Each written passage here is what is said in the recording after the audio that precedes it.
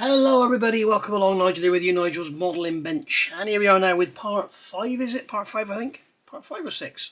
5 I think it is, of this lovely Airfix Stalwart 1/35 scale. It's lovely. Okay, so first of all, following on from comments that have been made, questions and stuff like that. First of all, somebody asked where I got these from. I did explain in the video. When people ask and I've explained something, I always reply, I did explain in the video. It sounds like I'm being rude, but it's like, why do I bother if you're going to ask where I got it from? These were actually bought for me by Steve. Steve is one of my most, I don't know, how do I word? He loves the channel, he loves the channel, and he often goes abroad, and he got some of these for me from Japan and sent them over, and they are absolutely brilliant, as you will see in a minute. Whether we can sort of look for them over here, I don't know, but they're actually from Japan. They're made in China, so they're probably going to be available on Amazon. I wonder what they're actually called. Let's have a look and see. Let's go. There's Dotty. Look. It's 20 to 3 and I haven't been in the garage yet. I need to get my ass in gear. I've been making pocket videos this morning. Google Translate. Okay, so I don't want to use the conversation function. I want Japanese, I think it's going to be. I'm going to use the camera and put it over here. Let's see what it comes up with.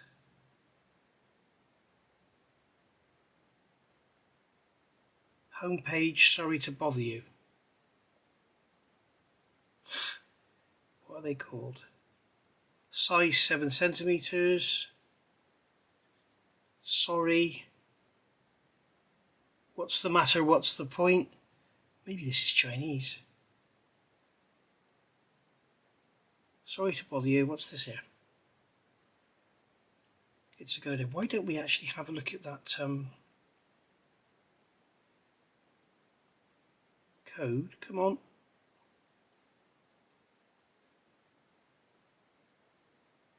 No, that's not a QR code, is it?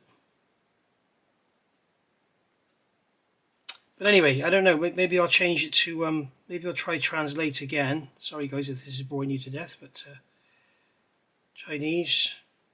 Let's have a look now, see what it says.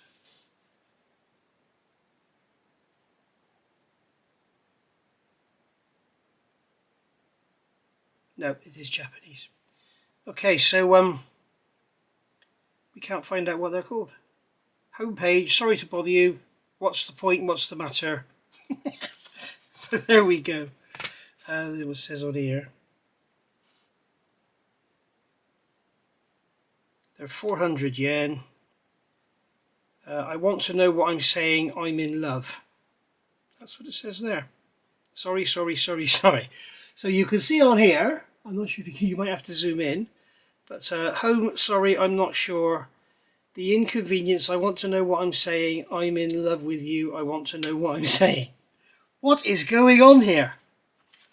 I don't know, but yeah, maybe look up cotton buds and maybe they'll show up on Amazon. I'll see if I can find something, but they are absolutely brilliant. So, something else I wanted to massive thank you to you guys that have given me comments. You've got Luke, and there's also, sorry I've forgotten your name, what an idiot, I should have written it down, telling me all about the colours.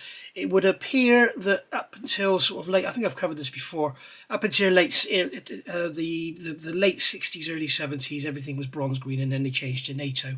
So if one of these was built sort of pre-1970, they finished production in 72. Some say 71, some say 72. So chances are most of them would have had a bronze green interior. We're going to imagine that this one was built after 1970. I've given it a NATO green interior because bronze green is a lot darker, and when it's all enclosed it's going to darken up anyway. So I've done it in NATO green. I've also gone round now and given the floor an oil wash just to darken it up a bit, because it does look like the floors are dark. I don't know if it's just ingrained dirt or if they are actually painted steel plate or something. I've also, as you know, given it a wash. I've mentioned that already. And we've got the fire extinguishers there in a nice bright green just to make them stand out, and we've got some decals to go on them too. Our exhaust piece can go over there. There's our parts over there. I've done the Larkspur radio. Now you can see there, if the camera would focus on it please. If like you can see there, I've painted all that. That's basically, it's painted NATO green. I've picked up those two gauges in white. I've picked out the knobs in black, dry brushed it silver, picked up some red bits, and then given it a wash. And that's how it's come out. So very pleased with that. That's looking great. I found a picture of one on Facebook, so there I use that one. So now we're going to go on and put the decals on. I haven't done any sort of detail painting really on the column or anything. I've got lots to do. I've got to paint this heater mechanism as well, or heater box. I've used a bit of artistic license and put some silvers and greys on there. I think I mentioned that already. But we will be giving this a wash and giving it some highlights and painting some bits and pieces in different colours just to sort of make it all pop a bit. But I want to get the decals on first so that we can flat coat everything and then pick out the dials.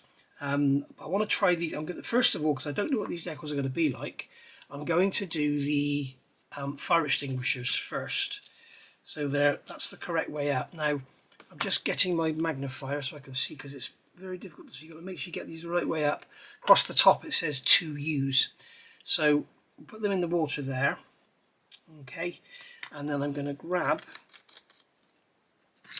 a little drop of micro set, put it on here. Okay, this aids the adhesion of the decal. Now these are cartographs, so they're probably going to be pretty good, and basically they don't want to come off too easily, so what we'll do is we'll let them soak straight away. Yeah, those I've been just filming part 6, I think it is, of the Pagani build from Pocker, and those decals just like that, they come off the paper really quick. Yeah, that one's going now, so we could get that one slid onto there. So I'm going to grab my tweezers. Let's get it this way round for you. I'm going to put some more. So it's very warm today, so everything's drying very fast. So we'll get that onto there like that. Put this down over here. Notice I've got a cutting mat so that I don't actually ruin my paper base. Now I think I'm going to have to do this off camera with a magnifier because I can't see where that band is. It doesn't really matter on these because they can't really be seen. I've also got some other good news for you. I've got another one on the way. I want to make a video about assembling this bottom end. I want to show you what I did, why I did it, and it's impossible to do it once it's all together. So I just want to go over that again, because I'm sort of wondering if I needed to do it, as I said in I think it was part 3 I said it, because I think it's caused some issues with the fit of the front here. Nothing that's not, it's all curable, it's nothing. So if you followed me, but it's interesting that James, who's also got his own channel, To Boldly Go Model Works, if you want to go and give him a sub, go and give him a sub. He also had to sand his to make it fit. Now, there has been someone who said they don't think what I've done is right, but they can carry on thinking what they like. I don't think there's a case of right and wrong. I think it's a case of, it's a model, you build it, you fit it. I don't think there is any sort of right and wrong. Certainly the only thing that is definite is the instructions show a different part than the moulding. So the shape of the part that's drawn is not the same as the moulding, so I don't know what's going on, something's not right. Okay, so they go down lovely, don't they? They go down very nice indeed. Whoops, I've just rolled that off the edge. And you can see here these cotton buds on these cotton cocktail sticks are absolutely bloody brilliant.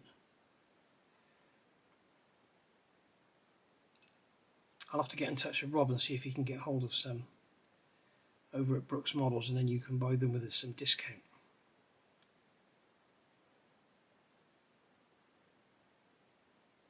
Okay, I'm just going to turn the camera off and go with my magnifier because I want to make sure they're in the right position in relation to the band around the middle. Okay, so as per the instructions on the micro set, which people never do, we are going to... It seems very dark here today. I don't know what's going on. The blinds are open. I've got the lights on as normal. This is a different brush which is getting on my nerves. So I'm going to grab the brush I usually use. Get into the micro set. So I'm going to brush some more micro set over the top of this decal. aid the adhesion, and then we'll let that dry just like so. Okay, and now I'm going to put some microset onto the instrument panel because we need this instrument panel to really go down nicely. Now what's nice about this instrument panel, you can see it's on a clear carrier film, so you can see where the dials are going. Some companies, I've seen Trumpeter do it, and they give you a full instrument panel with like a grey backing, and you can't see where the dials are, and then it pulls down and you've got the dial surround moulded on here and your dials over here, so you end up with sort of half the dial hanging over the edge. The other thing to remember with these, they're often made the same as that. So if you start pushing it down and you start pulling it, you're going to pull everything closer together, because obviously as it goes over all the ridges and everything, it's going to pull itself down and pull itself over. So I'm going to just blot off some of that water because it's absolutely dripping wet, and then I'm just going to hold that decal there. Whoops, that didn't go very well, did it? I'll hold that there and then pull it over like that, and that hasn't gone very well at all. So it might be lucky that I've got another one, because I may need a spare decal sheet. Right, go on, go up. I'm making a right pig's ear of this, aren't I?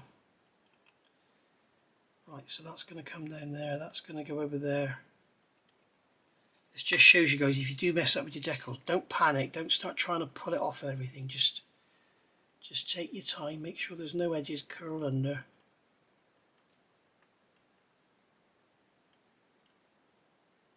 Okay.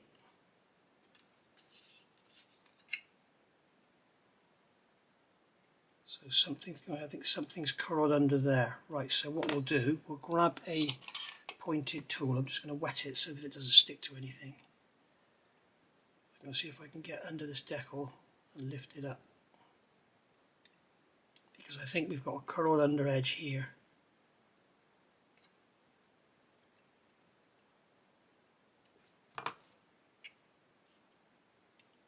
Pick this up, turn it over. Oh no, it's stuck to the tweezers. No! Do not do that, you bastard! You absolute, total, utter bastard. Get off! Oh, this is going to turn into a nightmare. Decal on camera never works out. I'll tell you what I'm going to do, guys. I'm going to get my knife. Oh, come here, bloody knife. And I'm going to cut that off of there. Okay, and then I can put this on the model, so at least we'll have this much. Oh Jesus, it's sticking to everything other than the bloody model. What a nightmare this is turning out to be. Right, so we've got those 4 dials in there and the knobs as well, so just leave that alone. Right, now this one here, I've got to try and make something of this. I need another pair of tweezers. So what I'm going to do is take it off of these, dip it in the water, and then see if I can do something with it. I'm going to turn the camera off and I'll come back whether I've succeeded or not. Okay, we got there. My advice, if you're doing one of these, is while it's still dry on the paper, cut through here and remove those 3 dials, and then also cut through there. Okay, or perhaps just cut across there and put that strip on and then put that strip in. The trouble is, as what happened here, I slid it into place and it got caught on one of the raised details and it tucked under, and that was that nightmare then. And it just completely, I had it once, it was like a ball, and I've managed to get it out. It's not perfect. What Airfix have done here is they've featured every single light, switch, bulb, everything is featured on the decal. You can see across the top there, there's those 3 lights. I would recommend, if you do have some paints and things, you know, paint them, because getting that decal to sit on top of those raised bumps is extremely difficult, getting it to stay there perfectly. So we'll probably give it a little dry brush afterwards, and to be honest, I'm not sure how much of it is going to be that visible anyway with this over it like that. Well, you can see it is quite visible, especially if you have the hatches open. See it in there. So, you know, just take your time. Or the other thing you could do, sand all the detail off and just have them on there with it flat, and that'll be no problem at all then. But the problem I had then, I slid it into place and the raised detail caught it. And plus, of course, the camera was on. That never helps when the camera's on, especially with decals. So as I say, don't be tempted now to come on the cotton bud and start blotting it down, because what will happen is it will all shrink and pull around. Okay, so we've got to be a little bit careful with how it goes on and everything. It's all moving around still.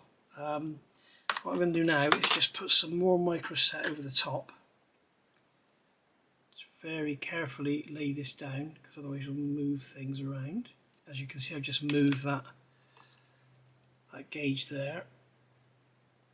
I've been downstairs. I should have put my better glasses on. These are my old glasses, which are not so good to see through. So I'll just play with that. I'll get some micro sole on it, which is this one here, and that will actually make it pull down beautifully onto the dashboard. So we'll see how well it comes out when it's all dry. One more little tip, guys. This is literally 3 minutes after I turn the camera off. What I've done, what I've found is as they're drying, as they're pulling down, obviously the part that sticks the most will stay where it is, and because it's pulling down, it will drag the other parts over, because obviously, as I said, it's got to pull down evenly and stick, or it's just going to pull the sides in. So what I've done is gone a scalpel and just gone across, and I've cut diagonally between each gauge so that each gauge and light is separated. Okay, so now I can basically move this end one without it bothering the others. Okay, you can see on there that I can move that one without affecting the others. So that's what I suggest you do, because what I'm finding is even without touching it, as it's drying, it's pulling down and it's pulling the gauges over. I'll have to get back under the magnifier again. I want this to be really nice when it's all dry brushed and that. So back in a minute. Okay, so here we are a couple of hours later now, and it's pulled down beautifully. I put some micro sole on it afterwards, so that's gone down lovely. So I've got my dry brushing brush here. Just give it a quick once over with that, just in a few different directions, and that should make it pop. I think we'll also give this area here a bit of a dry brush as well with the silver. What this is a brush which has had Mr. Hobby metallic aluminium on it, and that has probably been on there for 6 or 7 months now, and I don't ever reapply it. I just keep it like this, and it just, as you can see, gives it a very, very light application. Same on the radio, very light application on there. I think I showed you that already. We'll do the same on these extinguishers here, just to sort of, and we'll do a little bit on there as well, just to pick up on the highlights, just to make it look a little bit better. There we go. You can see on there, it's sort of overkill, but it's done on purpose, because when it's all enclosed, it's not so obvious. Obviously, you don't do it on your seats and stuff. We can do it on the floor like that, just to add some, just to add some sort of scuffing and wear, and you can do it everywhere. It just picks up on everything and gives you some highlights. Now we're going to be doing washes and stuff back here, but at the moment we're concentrating on this area down here. As I say, I've got to brush paint this heater in. This is the heater here. We've got the pedals down there. We'll do a little bit of chipping, I think, around there as well, and then we'll do some detail stuff. If I can find some images of all this area here, I'm guessing that is rubber bellows there, so get that done as well. The ejector pin marks here are still visible, but they are very, very much reduced. They're taking away the harshness off the edge. So you can see there, that's going to go in there. And with the radio and instrument panel, you can see it's all looking quite detailed. And when you actually put the side on, you can see here that let's get that slotted in there. You can see that the detail is going to be very, very visible through that window and through the windscreen as well, or one of the left-hand windscreen. You can see it's all going to be very, very visible in there. So it's worth taking the time to get it all looking nice. Right. So we'll call that a day there for part 5, because at the moment, I don't know if you can tell from my filthy nails, I am out in the garage.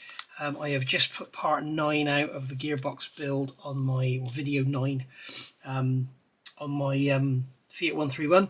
So go and have a look at that if you want to see how a real gearbox goes together rather than a plastic model. And we'll go from there. So I was going to carry on and do some more work on it, but unfortunately I gave Dottie a bath, I took her to the pub and then It's not good to work in the garage after you've been to the pub. It's not always the best thing to do. So I will see you all soon for part 6. I think this is part 5, isn't it? And I'll maybe tomorrow. And we've got the Poker Pagani coming out tomorrow night as well at 8 PM. So make sure you're tuned in for that one. I'll see you all soon. Thank you for watching. And bye for now.